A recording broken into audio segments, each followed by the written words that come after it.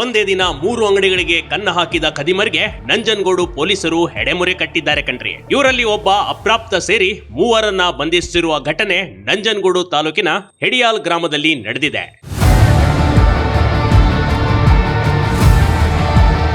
ಬಂಧಿತರಲ್ಲಿ 21 ವರ್ಷದ ಪ್ರತಾಪ್, 35 ವರ್ಷದ ಮಹಾಲಿಂಗ, ಓರ್ವ ಅಪ್ರಾಪ್ತನ ಬಂಧನವಾಗಿದೆ.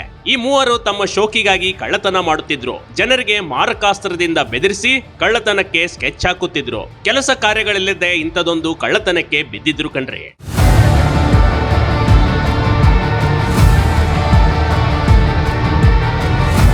ಈ ಕಳ್ಳರು ಹೆಡಿಯಾಲ ಗ್ರಾಮದ ಬಸ್ ನಿಲ್ದಾಣದಲ್ಲಿ ಬಂದಿದ್ರು. ಇಲ್ಲಿನ ದಿನಸಿ ಅಂಗಡಿ ಮತ್ತು ಮದ್ಯದ ಅಂಗಡಿಗೆ ಬೀಗ ಮುರಿದು ಕಳ್ಳತನಕ್ಕೆ ಇಳಿದಿದ್ರು. ಇದನ್ನ ಗಮನಿಸಿದ ಸಾರ್ವಜನಿಕರು ಪೊಲೀಸರಿಗೆ ಮಾಹಿತಿ ರವಾನಿಸಿದ್ರು. ತಕ್ಷಣಕ್ಕೆ ಕಾರ್ಯಪ್ರವೃತ್ತರಾದ ಪೊಲೀಸರು ಈ ಕಳ್ಳರನ್ನ ರೆಡ್ ಹ್ಯಾಂಡ್ ಆಗಿ ಹಿಡಿದು ಮಾವನ ಮನೆಗೆ ಕಳಿಸಿಕೊಟ್ಟಿದ್ದಾರೆ.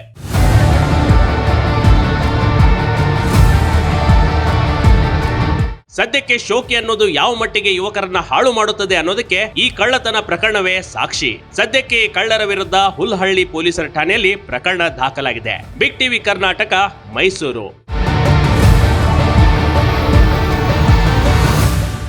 ಬಿಗ್ ಟಿವಿ ಕರ್ನಾಟಕ ಯೂಟ್ಯೂಬ್ ಚಾನಲ್ಗೆ ಈಗಲೇ ಸಬ್ಸ್ಕ್ರೈಬ್ ಮಾಡಿ. ಧನ್ಯವಾದಗಳು.